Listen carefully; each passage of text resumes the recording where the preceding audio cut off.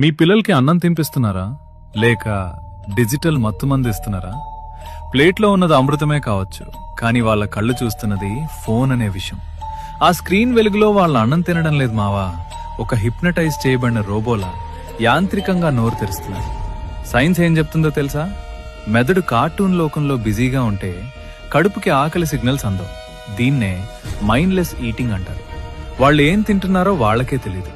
దీనివల్ల భవిష్యత్తులో obesity, diabetes మరియు జీర్ణ సమస్యలు వాళ్ళ శరీరాన్ని తినేస్తాయి. అన్నిటికంటే బాధాకరమైన విషయం ఏంటంటే ఫోన్ చూస్తూ తిన్న పిల్లాడికి కూర రుచి తెలీదు. అన్నిటికంటే ముఖ్యంగా అమ్మ చేతి స్పర్శ కూడా తెలీదు.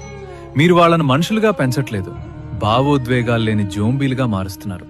ఆ స్క్రీన్ మీ బిడ్డను మీ నుంచి దూరం చేస్తోంది.